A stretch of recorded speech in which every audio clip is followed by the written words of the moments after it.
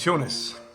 Les habla su amigo y hermano, el pequeño pastor misionero Andrés, desde Cuba, desde la provincia de La Tuna. Y hoy quiero, primero que todo, agradecer a los hermanos que están y a las personas, a los amigos que están viendo el canal. Agradecer desde lo más profundo de mi corazón, porque ustedes son la razón de ser de este canal. Este canal se edificó, pienso que la idea del Espíritu Santo que puso en mi corazón fue para bendecir a toda aquella persona que se identifiquen con el canal. No se trata de seguirme a mí, siempre lo he dicho, se trata de seguir a Jesús. Y el nombre del canal dice lo que la Biblia dice, porque hacemos énfasis en el mensaje bíblico, cristocéntrico. Y el nombre de nuestra iglesia es Iglesia Bíblica del Evangelio del Reino.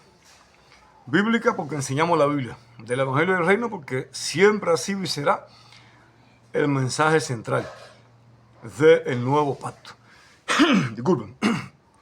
Entonces hoy quiero compartir un tema un poco polémico, un tema que tiene que ver con uno de los principios bíblicos más manipulados a través de la historia, que tiene que ver con el principio y el mandamiento también de la obediencia. Y surge la pregunta, si la obediencia a Dios y las otras esferas de obediencia en las que nos demandan la Biblia, tiene que ser una obediencia a ciegas. La obediencia es un factor clave que asegura el éxito en cada área de la vida. Cuando no hay obediencia en el ámbito de pareja, se crea conflicto. Cuando no hay obediencia de los hijos hacia los padres, se crea conflicto. Cuando no hay obediencia del obrero al jefe de la compañía, se crea conflicto. Cuando no hay obediencia del rebaño al pastor, se crea conflicto. Cuando no hay obediencia del pastor, del ministro, a Dios y hacia su palabra, también se crea conflicto. Por consiguiente, la desobediencia siempre tiene efecto y consecuencias destructivos. Que la desobediencia es una de las causas por las que hoy operamos en una vida de esterilidad, de desierto, de sequía, de escasez, de enfermedad, de miseria, de pobreza, sobre todo en el ámbito espiritual. Porque hay mucha gente que son ricos en el mundo, pero no son salvos. Entonces, yo quiero tocar el tema de la obediencia y te lanzo una pregunta por aquí y quisiera que todo el que pueda ver este video, que me diera su opinión, que me responda en los comentarios. Debe ser la obediencia a Dios, al pastor, al esposo, a la esposa, la obediencia de los hijos hacia los padres. Debe ser la obediencia del obrero hacia el empresario. Una obediencia a ciega, una obediencia radical.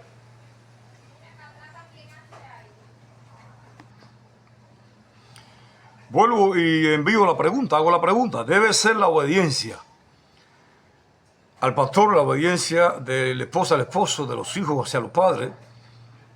En el ámbito cristiano debe ser la obediencia, una obediencia a ciega. Muchas veces se usa el pasaje de Hebreos capítulo 13, verso 17, donde dice el escritor a los hebreos que obedezcamos a vuestros pastores en todo.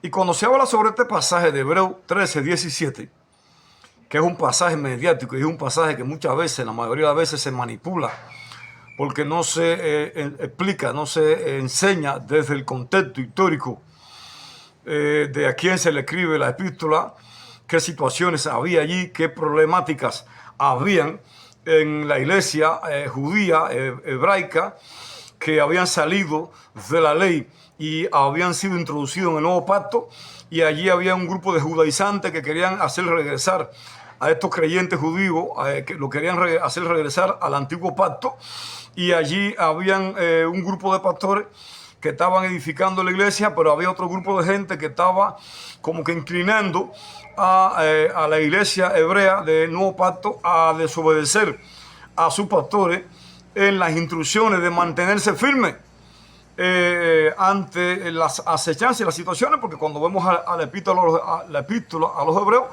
habla sobre la persecución y los sacrificios, esa época de los mártires de la iglesia judía. Allí la iglesia cristiana estaba siendo muy perseguida. Entonces muchas veces se torna ese pasaje de Hebreos 13, 17 se trae el contexto actual y queremos, los pastores, porque yo me incluyo entre ellos, queremos que el rebaño no obedezca de una manera loca, ciega, radical. Y esto es peligroso. ¿Por qué motivo? Porque entonces, para poder interpretar Hebreos 13, 17, tenemos que ir a Hebreos 13, 7. El resultado de Hebreos 13, 17 lo encontramos en Hebreos 13, 7. ¿Qué dice Hebreos 13, 17? La Biblia dice lo siguiente. Obedezcan a sus líderes espirituales y hagan lo que ellos dicen. Su tarea es cuidar el alma de ustedes y tienen que rendir cuentas a Dios. Denles motivos para que lo hagan con alegría y no con dolor. Esto último ciertamente no los beneficiará a ustedes. Este es el mandato de Hebreos 13, 17. Ahora, la obediencia que se demanda aquí, en Hebreos 13, 17, en Hebreos 13, 7 nos da una luz de que no a todos los que dicen ser pastores, uno tiene que obedecerlo de una manera ciega. Porque la iglesia no está obligada a obedecer a un pastor adúltero, a un pastor ladrón, a un pastor fornicario, a un pastor delincuente, a un falso ministro. Entonces surge la pregunta, ¿serán todos los hombres de Dios que están ejerciendo el ministerio realmente están establecidos por Dios, han sido asignados por Dios? Son preguntas que tenemos que hacernos.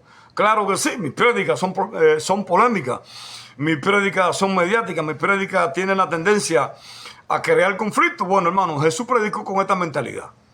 Jesús nunca quiso que la gente lo siguieran de una manera loca, ciega, como muchos pastores quieren que el rebaño lo sigan. En lo que somos pastores, a la iglesia tenemos que darles evidencia, pruebas bíblicas de lo que enseñamos, para que tengan certeza y seguridad de que lo estamos llevando rumbo al cielo. Y entonces en Hebreos 13, 7 está la prueba, la característica del pastor, la pastora, el apóstol, el profeta, el evangelista, al cual nosotros debemos de obedecer. Dice Hebreos 13, 7, acuérdense de los líderes que les enseñaron la palabra de Dios. Acuérdense de los líderes que les enseñaron la palabra de Dios. Piensen en todo lo bueno que haya resultado de su vida y sigan el ejemplo de su fe.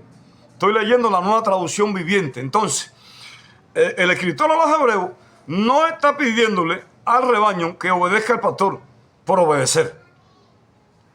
En el versículo 17 se nos está pidiendo obediencia a Dios, pero en el versículo 7 se nos dan 3 características del tipo de pastor al que nosotros debiéramos obedecer, al tipo de liderazgo, de líder al que nosotros tenemos que seguir. Número 1, hay 3 principios bíblicos. Número 1, Hebreos 13:7 dice, acuérdense de los líderes que le enseñaron la palabra de Dios. Número 1, una de las características que tiene que tener el ministro, al cual tú y yo debemos de seguir sin titubear, que nos enseñan las escrituras. Nos enseñan las escrituras, nos predican desde el púlpito, nos disipulan, nos enseñan toda predicación, toda enseñanza, toda reflexión. Hacen énfasis en las escrituras, no en los inventos denominacionales. Número 2, piensen en todo lo bueno que haya resultado de su conducta, su testimonio, sus actitudes, sus frutos de humildad, de servicio, de pasión, de entrega, de pureza, de santidad, de consagración. Piensen en todo lo bueno que haya resultado de su vida, de su conducta. Es decir, yo tengo que saber a qué clase de hombre, a qué clase de mujer yo he de seguir. No es un secreto para nosotros que han surgido pastores, han surgido líderes, que han establecido sectas y han llevado a la gente ¿qué cosa? A un suicidio masivo.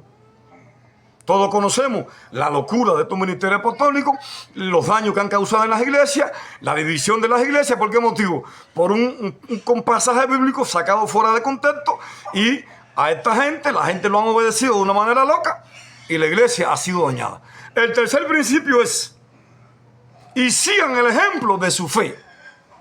Número 1, que nos enseñen la Biblia, que nos prediquen las escrituras. Número 2, su testimonio, su conducta, su ejemplo de integridad, de honestidad, de transparencia. Número 3, observemos su ejemplo de fe y sigámoslo entonces. Es lo que enseñan las escrituras.